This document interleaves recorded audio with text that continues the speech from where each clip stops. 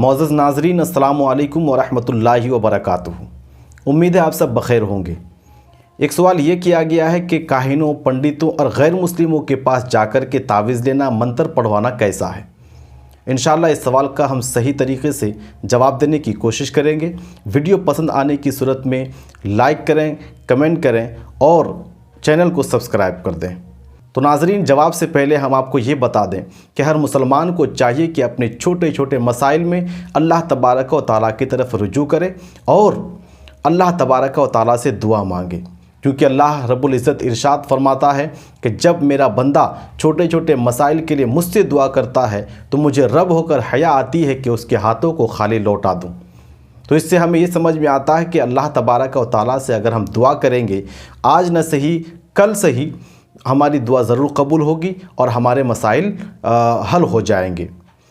दूसरी बात, ये जो मुसलमानों में राइज है कि छोटे छोटे मसाइल के लिए, चाहे वो आसिबी कोई परेशानी हो, जिस्मानी एतबार से कमज़ोर हो, मरीज़ हो, इसके लिए किसी माहिर हाज़िक़ और मुसलमान जो तिब्बी इलाज करते हैं उसकी तरफ रुजू करने के बजाय हम ऐसे काहिन और पंडितों के पास जाते हैं और ऐसे लोगों के पास जाते हैं जो सिफली काम करते हैं, शैतानी काम करते हैं और उसी पर हम मुकम्मल तौर पर भरोसा किए बैठे रहते हैं। तो ये बिल्कुल नाजायज़ और हराम है। ऐसा करना बिल्कुल दुरुस्त नहीं है। हमें करना क्या है कि आयात कुरानी, सूरतें पढ़ कर के अपने ऊपर दम करना है और मुआवज़तैन और इस तरह से दिगर जो आयतें और सूरतें हैं उसे लिख कर के तावीज़ बनाकर गले में डाल देना है, या फिर जो औराद व वज़ाइफ़ है, जो मनक़ूल दुआएं हैं उसे पढ़ना है और अपनी बीमारी के लिए बीमारी की शिफा के लिए अल्लाह तबारक व तआला से दुआ करना है। ये जो हम पंडितों के पास जाते हैं, तो पंडितों के पास जाना और इस तरह से जो काहिन हैं, जो जादूगर है, जो सिफली काम करते हैं, उसके पास जाने से शरीयत ने क्यों मना किया है, उसकी वजह भी जानना बहुत ज़रूरी है। ये पंडित और काहिन, जादूगर जो बिल्कुल दौलत ईमान से महरूम हैं, ये कुरानी आयात, औराद व वज़ाइफ़ ये बिल्कुल नहीं पढ़ते और इनको इससे कोई सरोकार नहीं है। ये अपने तावीज़ात में अपने बुतों का नाम लेते हैं, शैतान का नाम लेते हैं और ऐसे ऐसे मंत्र पढ़ते हैं जिसमें कुफ्रिया कलिमात होते हैं, यानी वो मंत्र अगर कोई मुसलमान पढ़े तो वो काफिर हो जाए।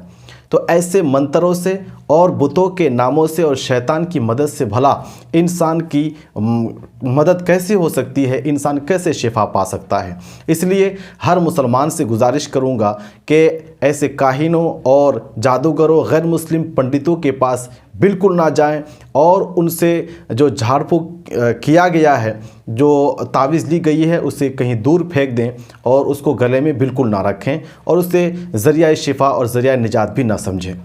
हज़रत अब्दुल्ला इब्न मसऊद रदी अल्लाह ताला अन्हु की अहलिया हज़रत ज़ैनब रदी अल्लाह ताला अन्हा के गले में एक धागा लटका हुआ था। हज़रत ज़ैनब फरमाती है कि हज़रत अब्दुल्ला इब्न मसऊद रदी अल्लाह ताला अन्हु की नज़र उस धागे पे पड़ी तो आपने इरशाद फरमाया कि ये क्या है।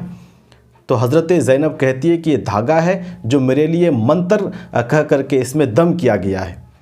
हज़रत अब्दुल्ला इब्न मसऊद रदी अल्लाह ताला अन्हु उस धागे को लेकर काट देते हैं और इरशाद फरमाते हैं कि तुम अब्दुल्ला इब्न मसऊद के घर वाले हो और तुम्हें पता नहीं कि ये घर, यानी ये घर वाले इस तरह से शिर्क कामों से पाक है, इस तरह से बिदआत से पाक है, क्योंकि नबी करीम सल्लल्लाहु ताला अलैहि वसल्लम ने इरशाद फरमाया है कि वो तावीज़, वो दम, वो मंत्र जिसमें कुफ्रिया कलिमात हों वो बिल्कुल शिर्क है, वो बिल्कुल शिर्क है। लिहाजा इससे हमें ये बात समझ में आती है कि ये कुफ्रिया कलिमात जिस तावीज़ में लिखे जाएं, वो मंत्र जिसमें कुफ्रिया कलिमात पढ़े जाएं और वो धागा जिसमें कुफ्रिया मंत्र पढ़ कर के लटकाया जाए, इसको लगाना ये बिल्कुल नाजायज़ व हराम है। तो उम्मीद करता हूँ जो इस तरह से अकायद रखते हैं या जो जाते हैं वो बाज आ जाएंगे, और जो जा चुके हैं और गले में इस तरह की कोई तावीज़ रखे हैं तो वो उसको निकाल कर फेंकेंगे और इस्तिग़फ़ार करके तौबा व ताइब करके अपने आप को इस सब से पाक करेंगे। चलिए मिलते हैं किसी अगली वीडियो में नए टॉपिक के साथ। जब तक के लिए इजाज़त दें। अस्सलामु अलैकुम व रहमतुल्लाहि व बरकातुहू।